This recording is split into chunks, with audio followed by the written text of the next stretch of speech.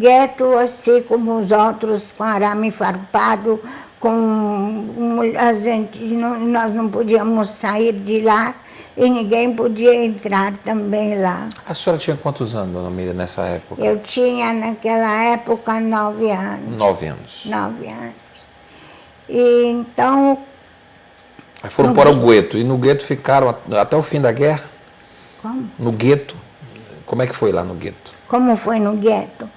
Eu era criança e era um inverno horrível. Esse inverno de 41 para 42 foi muito, muito ruim.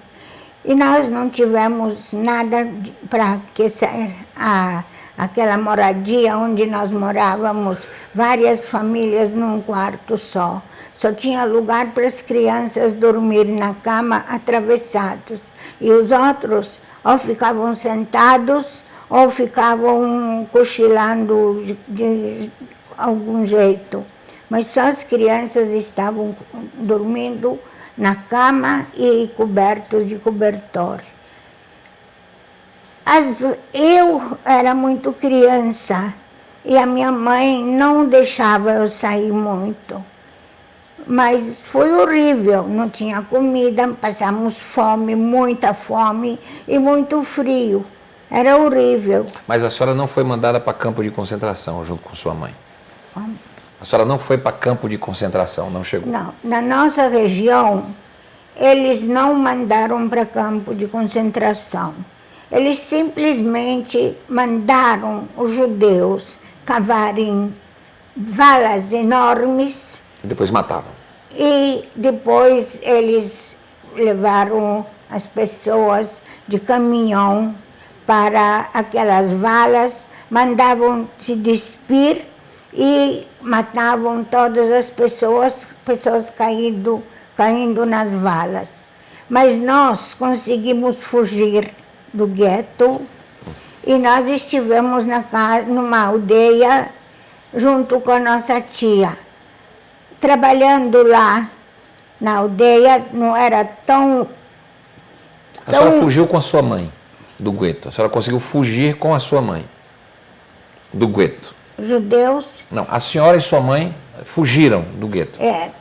Eu, minha mãe e meus 3 irmãozinhos. Nós fomos contrabandeados numa carroça, cobertos com feno, e assim eles nos transportaram para a aldeia. E lá na aldeia ainda não se sentiu tanto as atrocidades. Mas pouco tempo depois que nós chegamos, começou a mesma coisa. Os mesmos trabalhos forçados para os homens. Fomos expulsos da casa da minha tia e novamente fomos procurar um casebre para morar. Vinham 3 Volksdeutsche. Volksdeutsche eram aqueles alemães que moravam na nossa região. Eles se consideravam Volksdeutsche, alemães também. Eles vinham para a aldeia e batiam, matavam quem encontravam na rua. Simplesmente arrombavam as portas, entravam nas casas, puxaram as pessoas para fora e ou batiam ou também matavam muito. Então, de lá, nós fugimos novamente para uma outra aldeia e lá naquela aldeia minha mãe e minha tia trabalhavam na roça. E nós, as crianças, ajudávamos, eu levava comida para minha mãe e nós ajudávamos muito a sustentar a família. Depois, de repente, ouvimos que o gueto da cidade de Lutsk estava sendo esvaziado e as pessoas estavam sendo mandadas para as valas. Então nós fugimos outra vez, fugimos para a floresta. E na floresta ficávamos sentados sem comida, sem água, porque não havia água potável lá na floresta. E foi foi realmente muito, muito mal. Aí nisso a guerra termina. A minha tia, as 3 crianças dela, minha mãe e nós ficávamos sentados sem falar uma palavra alto para que ninguém nos encontrasse. Depois, quando começou a esfriar, e então nós cavamos um buraco grande, assim, bem grande, e cobrimos ele com galhos, com terra, com tudo que havia. Dentro. E nós estávamos lá embaixo. Ninguém podia falar alto para que não ouvissem, porque ninguém sabia quem estava lá em cima. Podia ser um moleque qualquer, ou podiam ser os alemães ou os ucranianos, que colaboraram muito com os alemães. Mas ficávamos lá, as crianças pequenas também se comportaram muito bem, tiveram medo. E a comida. Qual foi o exército que chegou para libertar? Qual foi? Qual exército chegou? Foram os russos ou os americanos no final da guerra? Não estou entendendo. Qual o exército aliado que chegou lá primeiro, no final da guerra? Aliados? Lá não vieram aliados, não. Lá, quando nós estivemos lá no quando buraco, acabou a guerra? Não, estivemos no buraco. Aí, então, eu saía à noite para procurar, pedir esmola, pedir comida para as pessoas. Muitos soltavam os cachorros e não davam nada para comer. Mas alguns se ajudavam, davam batatas, davam alguma comida, e nós, desse jeito, nós nos sustentamos lá. Até o fim da guerra. Depois, um dia, eu fui pedir esmola também, e uma senhora, uma católica, me deu comida e disse: se você quiser, pode ficar aqui trabalhando comigo. Isso era uma coisa, a sorte grande que ninguém podia esperar. Mas eu, então, disse: lógico, eu gostaria de ficar, mas eu preciso levar comida para minha família. E então ela disse: eu vou lhe dar comida, fique aqui comigo trabalhando. Eu fui para a floresta, contei para minha mãe. A minha mãe chorou de felicidade que ia ter uma filha fora da desgraça da floresta. E eu fiquei lá trabalhando, e ela de vez em quando dava para mim comida, eu levava. Um dia eu cheguei na floresta, ouvi tiros e gritos e choro. Aí eu pensei: não, isso não tem nada a ver comigo, a minha família está escondida, não tem perigo.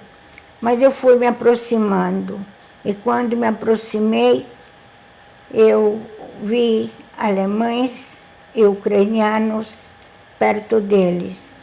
Eu tropecei, não sei como aconteceu, que eu caí, e as balas, eles perceberam, então as balas ficavam, sabe, perto de mim, mas não me prejudicaram, não me pegaram. Desse jeito, eu fiquei lá deitada, acho que desmaiada, nem sei, porque eu não vi mais nada. Quando acordei, já era noite, aí eu me aproximei e encontrei todos mortos. A minha mãe, meus irmãos, minha tia, todo mundo morto. Eu fiquei lá chorando, depois fiquei com medo que os alemães pudessem voltar e me matar também. Aí eu fugi de lá e fugi chorando até a casa dessa minha senhora polonesa, e lá fiquei com ela trabalhando e cuidando do filho dela, e assim consegui sobreviver, mas com muito medo, porque se alguém me descobrisse que eu era judia, então tanto eu como ela também seríamos mortas. diariamente, a todo instante, eu vivia com medo, chorava muito, sentia muita falta da minha família, mas o tempo foi passando e, de repente, vieram os russos, a União Soviética se aproximou, expulsaram os alemães e ficamos livres. Mas livres como? Uma criança sozinha, eu não tinha ninguém, não tinha família, ninguém sobreviveu. Nem da família, nem de conhecidos, nem de amigos, ninguém. Então eu estava muito abalada. E mesmo depois da libertação, o sofrimento ainda continua muito grande. E assim a gente vivia e aguentava esse sofrimento e essa tragédia que nós todos os judeus passamos, e nós pelo menos sobrevivemos, mas aqueles 6 milhões que sofreram também a mesma coisa que nós sofremos e não conseguiram sobreviver. Seu bem, quando o senhor conhece Dona Miriam, o senhor saiu daquele trem, depois da libertação do tanque americano que o senhor falou, como é que o senhor reconstrói a sua vida? Porque a sua família também tinha sido morta em grande parte. Olha, quando a guerra acabou, quando libertado, eu pesava 28 quilos. 28. Um esqueleto praticamente coberto com couro. Estava com tuberculose dupla, com escorbute, com disenteria com sangue. Foi tratado nos hospitais americanos, aliados e alemães. Demorou muito tempo, aproximadamente quase um ano, até eu cheguei assim, que fiquei normalmente.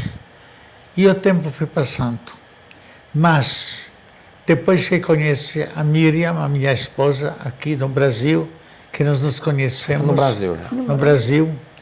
E nós fomos no Instituto Yad Vashem, que é um museu sobre o Holocausto, um museu nacional. Eu me lembrei da minha promessa para não deixar esquecer, para sempre lembrar. Então escrevi primeiro meu livro, O Mundo Silenciou, que tornou-se best-seller aqui no Brasil e foi adotado para as escolas com material obrigatório, com 5 edições esgotadas durante o primeiro ano. E depois escrevi mais livros, eu tenho 15 livros publicados, para alertar, para prevenir. E dedicamos a nossa vida, tanto eu como minha esposa, para alertar, para prevenir. Fazemos tudo o possível, não poupamos esforços. Aonde nós somos convidados ou convocados para ir, nós vamos. Também agora, com minha idade avançada, com a saúde abalada, atendi também pedido e cheguei aqui em Sará para poder falar. E quando estou me agradecendo pelas palestras, ou me elogiando pelas palestras, eu estou fazendo o contrário.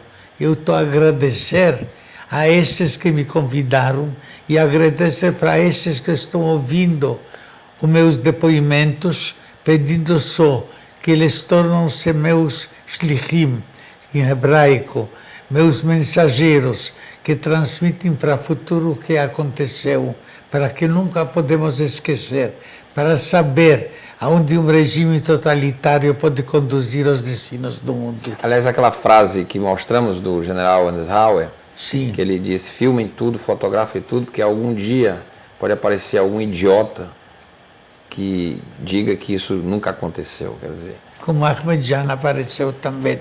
Agora imagina, quando eu e alguns mais vivos, testemunhas vivas do Holocausto, estamos aqui, vem Ahmadinejad e diz que não houve Holocausto, que tudo é mentira, e etc. Mas a história nega ele. Está doendo. Mas, em contrapartida, foi adotada uma resolução da ONU que no dia 21 de janeiro de todo ano está sendo comemorado ou relembrado como o dia do Holocausto, como o dia da tragédia. Também precisamos aqui mencionar o Spielberg, que ele tem um Lista de Schindler. Que? O filme A Lista de Schindler, e ele um documentário. Não falamos agora da lista do filme dele, mas ele montou um enorme arquivo desde os depoimentos dos soviéticos do nazismo. A partir do filme ele fez esse depoimento. Está aí, está bem do filme, para nunca esquecer, para sempre lembrar. Está tudo documentado, é verdade? Tudo está documentado. Eu queria até lhe perguntar, o senhor obviamente viu A Lista de Schindler, o filme do Spielberg, que ganhou o Oscar. Sim. E o senhor esteve em Auschwitz. O filme, o que o filme mostra, era exatamente daquele jeito que aconteceu ou era pior? Para prisioneiros que estavam com Schindler, era muito melhor. Era paraíso porque eles tiveram alguém que cuidava deles, alguém que abrigava eles todos, tiveram seu protetor, o Schindler. Mas aquelas atrocidades mostradas eram daquele jeito. Agora, isso que, por exemplo, mostraram quando eles chegaram em Auschwitz, foi assim. Porque para nós foi muito pior, infinitamente muito pior, como aconteceu com nós quando estávamos no campo de concentração. Eu presenciei enforcamentos em massa, presenciei fuzilamentos coletivos. Sob que pretexto? Por nada. Só com qualquer pretexto. Não, quando tinha aniversário do Hitler, eles sempre levavam 12 prisioneiros, enforcavam eles como presente para seu Führer. Pois não, dona Miriam. Ninguém pode imaginar e ninguém pode descrever os sofrimentos lá durante a guerra. Mesmo nós, agora não podemos pensar, meu Deus, aconteceu tudo isso e nós ainda estamos vivos. Ninguém que não esteve em Auschwitz durante a guerra pode imaginar o que aconteceu em Auschwitz. A gente vê lá, os nossos jovens vão para lá justamente para aprender, para saber. Mas o senhor já voltou a Auschwitz? Eu voltei a Auschwitz porque hoje duas vezes. Ele está preservado. Uma vez como convidado pelo governo polonês e uma vez por conta própria. Auschwitz e Majdanek, dois campos de concentração e extermínio, foram preservados intactos pelo governo polonês e como museu nacional e como patrimônio da humanidade. Como símbolo a uma barbárie que jamais deve ser. Como estavam. A gente até pode hoje ver lá, inclusive as câmeras de gás, pode ver também os crematórios onde os corpos eram cremados. Inclusive eu entrei e mostrei para minha esposa um barracão onde estava também confinado. Onde o senhor estava? Auschwitz, campo de concentração, por exemplo, hoje não tem cerca eletrificada, mas a cerca permaneceu que estava. Porque fugir de Auschwitz foi impossível, porque estava campo, estava cercado com arame farpado, com cerca eletrificada, uma cerca e mais uma cerca, duas cercas, que também foi impossível. À noite, inclusive, quando nós saímos para fazer nossas necessidades, vimos pessoas, prisioneiros, pendurados, que se suicidavam jogando-se em cima da cerca, que não aguentavam todo este sofrimento que nós passamos. O senhor hoje, aos 80, o senhor tem hoje 84 anos. Sim. Depois de o senhor ter passado por uma experiência das mais dolorosas neste campo de concentração de Auschwitz, como é que o senhor poderia explicar que, em nome de uma supremacia racial, algum Estado pode ter cometido uma atrocidade a este ponto de mandar exterminar pessoas pelo simples prazer de exterminar? eu estou alertando e estou apelando principalmente aos jovens, demonstrando aonde um regime totalitário e inescrupuloso pode conduzir os destinos da sua própria nação também. Salientando que Hitler foi eleito nas eleições livres e democráticas, depois assumiu o poder ditatorial, transformando um povo mais civilizado naquela época, aquele povo alemão, num bando de gado que o seguiu cegamente, onde os pais tiveram medo de falar contra o regime na presença dos filhos para não serem enviados aos campos de concentração.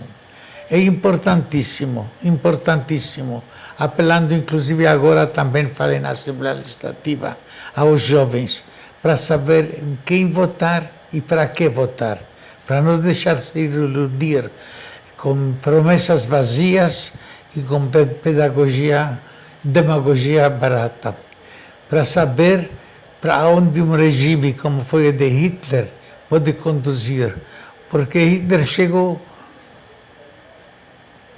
ao poder na Alemanha, mas podia também surgir um outro Hitler com outra nação, quanto não fica alertada. Você leva hoje em dia Ahmadinejad, que prega que não houve holocausto quando nós ainda estamos vivos, que o homem que nega que aconteceu. Imagina que esse homem, em poder tendo armas atômicas, o que pode acontecer também, um novo holocausto. Seu Ben, essa associação o senhor organizou exatamente para congregar as vítimas do Holocausto que vivem no Brasil? Esta associação é a Associação Mundial dos Sobreviventes do Nazismo. No início, ela é uma associação filantrópica que nós ajudávamos aos necessitados e sobreviventes que precisavam de ajuda monetária ou hospitalar, etc. Agora, a nossa tarefa é conscientizar e alertar. Damos palestras onde precisa, editamos livros e sempre alertamos o que aconteceu na Alemanha. Eu queria agradecer, eu estou aqui com o cartão que o senhor me passou, da Associação dos Sobreviventes do Nazismo do Brasil. Sherit Habilitar? Sim. O que quer dizer? De dizer a serviço dos necessitados. Isso é em hebraico. Em hebraico. Habilitar. Sim. Dona Miriam, muito obrigado por ter vindo. Doutor Ben, muito obrigado. Eu queria agradecer a oportunidade de vocês terem presenteado o nosso público com esses depoimentos e esperando ter contribuído para manter na memória esses fatos hediondos para que eles nunca mais sejam repetidos. Pois não. Agradecer a você, a emissora, pela oportunidade que nos deu para podermos transmitir o que aconteceu e o que pode acontecer quando um povo não sabe em quem votar e o que pode acontecer quando uma ditadura como foi o de Hitler chega ao poder. Obrigado por ter vindo. Obrigado, Dona Miriam. Eu queria agradecer também a Associação dos Israelitas, aliás, a Sociedade Israelita do Ceará, que contribuiu pela vinda dos senhores aqui. Eu quero acrescentar que com isso nós homenageamos os nossos familiares, com isso que nós lembramos sempre e nós divulgamos o que aconteceu. Eu acho que nós estamos honrando a memória deles. Sem dúvida. E nós não podemos esquecer, e ninguém pode esquecer o que aconteceu. Porque o sofrimento, ninguém no mundo pode imaginar como era o sofrimento e sentir esse sofrimento. E cada pessoa é uma pessoa, mas eram 6 milhões de almas que sofreram, que ficaram desse jeito lá nos guetos, morrendo de fome e de frio, e morrendo também nas valas ou nos campos de concentração. Então nós honramos eles e nós queremos que o mundo saiba o que aconteceu. Muito obrigado, dona Miriam, por ter vindo. Uma coisa... Pois não? Sim. Não, eu queria só dizer que é bom que fique claro que o Holocausto não foi só contra os judeus, o Holocausto foi contra a humanidade. E eu acho que esta é a grande e esta é a grande questão que deve ficar para que sempre tenhamos em mente que este tipo de episódio jamais poderá se repetir. Eu gostaria também que o senhor me desse o cartão, porque ela também escreveu seus depoimentos no livro dela, que eu te mando pelo correio. Muito obrigado. Tanto meus livros, 2 livros só de todos que eu publiquei, e livro dela para o senhor. Obrigado, obrigado por terem vindo, obrigado. O programa Questão de Ordem fica por aqui.